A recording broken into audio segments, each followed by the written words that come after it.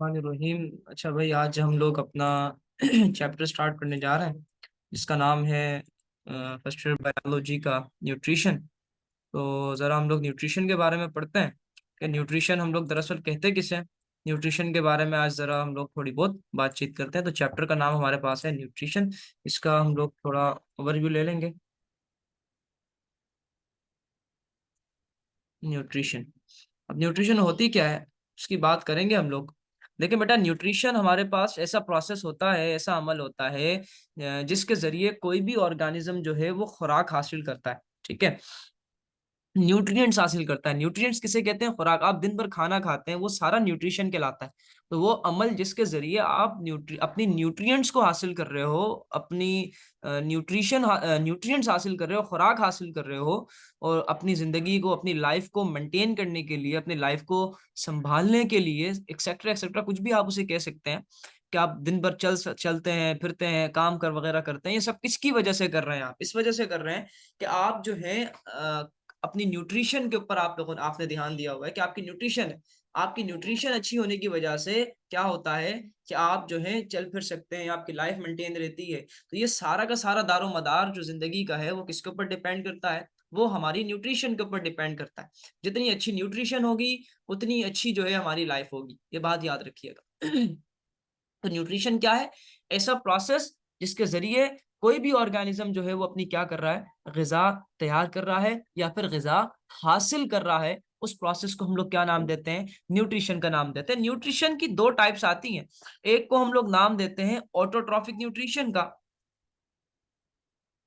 Overview दे रहा हूं सिर्फ।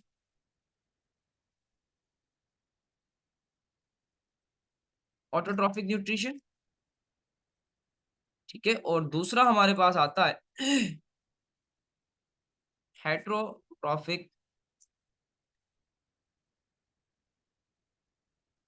Heterotrophic nutrition. ठीक है, एक हमारे पास क्या है? ऑटोट्रॉफिक है, और दूसरा क्या है? हेटेरोट्रॉफिक। ये दो हमारे पास न्यूट्रिशंस हैं। अब इन दोनों न्यूट्रिशंस के बारे में जरा हम लोग बात कर लेते हैं कि इन दोनों न्यूट्रिशंस के अंदर असल में फर्क क्या है। देखिए बेटा, वर्ड यहाँ पर इस्तेमाल हुआ है ऑटो का। ऑटो किसे कहते हैं? ऑटो का मतलब होता है कोई भी चीज जो ऑटोमेटिकली कोई काम हो रहा है। ठीक है, जो किसी के ऊपर डिपेंड करके काम नहीं हो रहा, किसी के ऊपर इन्हिसार करके काम नहीं हो रहा, डिपेंड करके काम नहीं हो रहा, जिसको आप खुद ब खुद कोई भी ऑर्गेनिज्म कर रहा है। तो वो न्यूट्रिशन, ऐसी न्यूट्रिशन जिसके अंदर जानदार जो है वो अपनी ग़िज़ा खुद तैयार कर रहा हो। ठीक है, कोई भी ऑर्गेनिज्म है वो अपनी ग़िज़ा को खुद तैयार कर रहा है, उसको सिंपल हम लोग क्या नाम देंगे? ऑटोट्रॉफिक न्यूट्रिशन का नाम देंगे। जैसे प्लांट है, प्लांट क्या करते हैं? अपनी जो न्यूट्रिशन है, अपनी जो ग़िज़ा है उसको खुद तैयार करते हैं in the presence of sunlight. सूरज की रोशनी की मौजूदगी में, सूरज की रोशनी पड़ती है उनके ऊपर, वो अपनी ग़िज़ा बनाना स्टार्ट कर देते हैं। तो वो अपनी ग़िज़ा बना रहे हैं, कौन से प्रोसेस से बना रहे हैं? वो बना रहे हैं ऑटोट्रॉफिक न्यूट्रिशन की मदद से। उसके बाद हमारे पास आता है हेटेरोट्रॉफिक न्यूट्रिशन। अब ये जो हेटेरोट्रॉफिक न्यूट्रिशन होता है उसको हम लोग क्या नाम देते हैं? हेटेरोट्रॉफिक न्यूट्रिशन दरअसल हमारे पास बेटा ऐसा प्रोसेस होता है जिसके अंदर कोई भी जानदार अपनी ग़िज़ा खुद तैयार नहीं कर सकता, बल्कि उसको अपनी ग़िज़ा तैयार करने के लिए क्या करना पड़ता है? मेहनत करनी पड़ती है। जैसे ह्यूमंस है, इंसान है, या कोई दूसरे जानवर है। ठीक है, शेर, कुत्ता, बिल्ली, जो भी उसकी एग्जांपल ले लो आप। तो वो क्या करते हैं? अपनी ग़िज़ा को खुद तैयार नहीं कर पाते। तो हेटेरोट्रॉफिक न्यूट्रिशन ऐसी न्यूट्रिशन होती है जिसके जरिए कोई भी ऑर्गेनिज्म अपनी ग़िज़ा खुद तैयार नहीं कर सकता। तो ये बात याद रखिएगा। अब हेटेरोट्रॉफिक न्यूट्रिशन जो है उसकी बहुत सारी टाइप्स हमारे पास आती हैं। पैरासाइटिक न्यूट्रिशन अलग होती हैं, फिर हमारे पास जो है होलोजोइक न्यूट्रिशन अलग आती हैं। ठीक है, ये सारी की सारी टाइप हमारे पास किसकी है? न्यूट्रिशन की टाइप होती है। ठीक है भाई। अच्छा, अब हमारे पास क्या होता है? देखें, अब इसके बाद हम लोग जरा हेटरोट्रॉफिक की न्यूट्रिशन की एक टाइप पढ़ लेते हैं। हेटरोट्रॉफिक न्यूट्रिशन की टाइप है वो। ठीक है, मैं बता देता हूँ आपको। हेटरोट्रॉफिक न्यूट्रिशन की टाइप है, उसको जरा हम लोग डिस्कस कर लेते हैं। उसका नाम है हमारे पास होलोजोइक न्यूट्रिशन। होलोजोइक न्यूट्रिशन क्या होता है? होलोजोइक न्यूट्रिशन जो है, होलोजोइक न्यूट्रिशन जो है, इसके अंदर हम दरअसल क्या कर रहे होते हैं? आसान अल्फाज में अगर मैं बताऊं ना, तो हम होलोजोइक न्यूट्रिशन के अंदर जो डाइजेशन कर रहे होते हैं वो एंजाइम्स की मदद से कर रहे होते हैं, ठीक है। वो डाइजेशन, वो न्यूट्रिशन, यानी आप कोई भी डाइजेशन हो रही है, कोई भी आप फूड पार्टिकल खा रहे हो, वो आपकी बॉडी में जा रहा है। अगर उसको एंजाइम तोड़ रहा है, अगर उसको क्या तोड़ रहा है, एंजाइम तोड़ रहा है, और तोड़कर आपकी बॉडी को एनर्जी प्रोवाइड कर रहा है, तो वो कहलाएगी होलोजोइक न्यूट्रिशन। फॉर सपोज आप आप खा रहे हैं स्टार्च, स्टार्च को तोड़ने के लिए आपको एंजाइम चाहिए। स्टार्च को तोड़ने के लिए क्या चाहिए आपको? एंजाइम चाहिए। फॉर सपोज मान लें एग्जांपल के तौर पे, तो क्या होता है कि आपको एक एंजाइम चाहिए स्टार्च को तोड़ने के लिए। तो स्टार्च को तोड़ने वाला कौन होगा? अमाइलेज। अमाइलेज क्या करता है? स्टार्च को ब्रेक डाउन करना स्टार्ट करता है और हमारी बॉडी को एनर्जी प्रोवाइड कर रहा होता है उसकी मदद से। तो ये होलोजोइक न्यूट्रिशन है। प्रोटीन, प्रोटीन टूट रहा है, प्रोटीन आपके दांत तो नहीं तोड़ते उसको, उसको तोड़ने के लिए किसकी जरूरत होती है? एंजाइम की जरूरत होती है। प्रोटीन एक केमिकल है, खुद एक ऑर्गेनिक कंपाउंड है, उसको तोड़ने के लिए आपको क्या चाहिए होता है? एंजाइम की जरूरत होती है। तो जो एंजाइम्स होते हैं, फॉर सपोज प्रोटीन को तोड़ने के लिए आपको कौन सा एंजाइम चाहिए? पेप्सिन। तो पेप्सिन क्या करता है? प्रोटीन को तोड़ता है, और प्रोटीन को तोड़कर आपकी बॉडी में आपको एनर्जी प्रोवाइड कर रहा होता है। जो बड़े मॉलिक्यूल्स हैं, उन बड़े मॉलिक्यूल्स को ब्रेक डाउन करना by the help of enzyme, ये हमारे पास कहलाता है होलोजोइक न्यूट्रिशन। अच्छा भाई, अगर मैं बात करूं, अगला आता है सेप्रोट्रॉफिक न्यूट्रिशन। अगली टाइप हमारे पास है सेप्रोट्रॉफिक न्यूट्रिशन। अब ये सेप्रोट्रॉफिक न्यूट्रिशन क्या होती है भाई?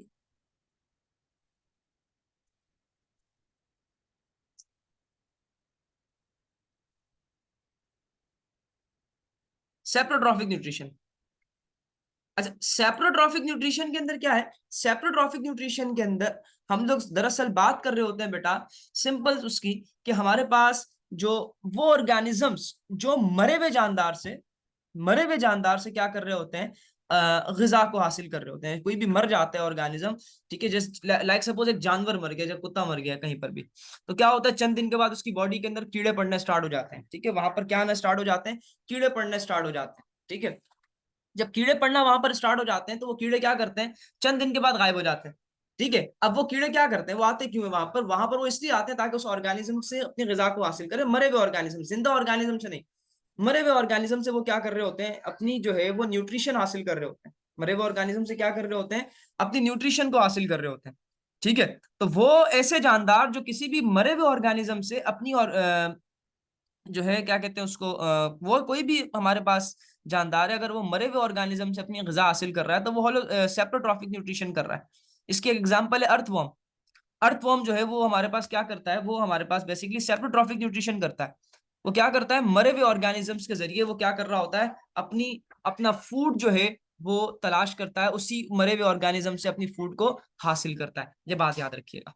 अगला हमारे पास आता है पैरासाइटिक न्यूट्रिशन। इसकी हेटरोट्रॉफिक न्यूट्रिशन के भी टाइप ही चल रही है। अगली न्यूट्रिशन को हम लोग नाम देते हैं पैरासिटिक भी इसको कोई पढ़ता है, कोई पैरासाइटिक पढ़ता है, मर्जी है।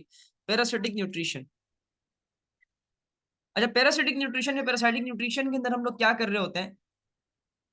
हम इसके अंदर इनको हम लोग पैरासाइट्स भी कहते हैं। यानी पैरासाइट्स वो होते हैं जो आप कह दो कि जो किसी भी लिविंग ऑर्गेनिज्म की बॉडी के अंदर रहेंगे, या किसी भी लिविंग ऑर्गेनिज्म की बॉडी से फायदा उठाएंगे, लेकिन उनको नुकसान भी पहुंचाएंगे। फॉर सपोज मच्छर की एग्जांपल ले लो, वो आपका ब्लड पी के चले जाता है, और अगर देख लो उससे मलेरिया भी कॉज होता है, तो आपको नुकसान पहुंचा रहा है, तो पैरासाइट है।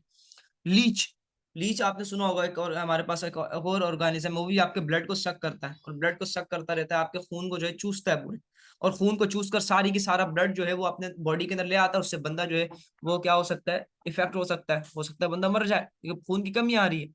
तो वो लीच खून चूस लेता है इंसान की किसी भी लिविंग ऑर्गेनिज्म की बॉडी में, अगर वो चिपक जाए तो पैरासाइटिक न्यूट्रिशन क्या होती है? वो ऑर्गेनिज्म पैरासाइट्स जो वो न्यूट्रिशन जो पैरासाइट्स करते हैं। पैरासाइट्स क्या होते हैं? जो अपनी ग़िज़ा जो है वो किन से हासिल करते हैं? किसी भी लिविंग ऑर्गेनिज्म से हासिल करेंगे। अब वो लिविंग ऑर्गेनिज्म से कैसे हासिल करते हैं?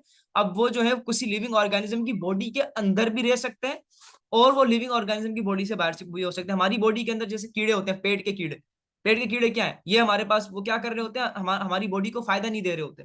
उल्टा हम लोग क्या, वो हमारे इंटेस्टाइन के अंदर मौजूद होते हैं। वो क्या करते हैं? हमारे इंटेस्टाइन के अंदर रहते हैं।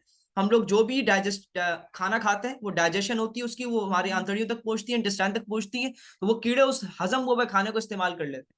उससे क्या होता है? हमारी बॉडी को एनर्जी नहीं मिल रही होती, तो वो हमें उल्टा नुकसान पहुंचा रहे हैं। ठीक है, ये बात याद रखिएगा बेटा। तो मैंने क्या कहा कि हमारे पास, मैंने हेटेरोट्रॉफिक न्यूट्रिशन के 3 टाइप्स पढ़ाई, सेप्रोट्रॉफिक, होलोजोइक और पैरासाइटिक। सेप्रोट्रॉफिक क्या था, जिसके अंदर जो है हमारे पास जो है बेटा कोई भी जो हमारे पास, सॉरी सेप्रोट्रॉफिक की बात कर रहा हूँ। सेप्रोट्रॉफिक के अंदर क्या होता है, हमारे पास कोई भी जो हमारे पास ऑर्गेनिज्म होगा वो क्या करेगा, मरे हुए ऑर्गेनिजम्स के से अपनी ग़िज़ा को हासिल करेगा, जैसे अर्थवॉर्म है। होलोजोइक के अंदर क्या होता है कि आप जो है किसी भी बड़े कंपाउंड्स को एंजाइम्स की मदद से ब्रेक डाउन कर रहे होते हो, एंजाइम्स की मदद से तोड़ रहे होते हो। प्रोटीन प्रोटीन टूट रहा है पेप्सिन से, स्टार्च टूट रहा है अमाइलेज से, तो ये सारे के सारे क्या कर हो रहे हैं, होलोजोइक न्यूट्रिशन हो रही है। पैरासाइटिक क्या है, पैरासाइटिक न्यूट्रिशन क्या होती है, जो पैरासाइट्स कर रहे होते हैं। ठीक है भाई। और पैरासाइट जो न्यूट्रिशन करते हैं उनको पैरासाइटिक न्यूट्रिशन कहा जाता है। और आपको पता है पैरासाइट्स क्या होते हैं, जो हमारी बॉडी के अंदर रहते भी हैं और हमारी बॉडी को इफेक्ट भी करते हैं। लाजमी नहीं है कि वो हमारी बॉडी के अंदर ही रहे, वो हमारी बॉडी के बाहर भी हो सकते हैं। ये बात याद रखिएगा बेटा। ठीक है बेटा।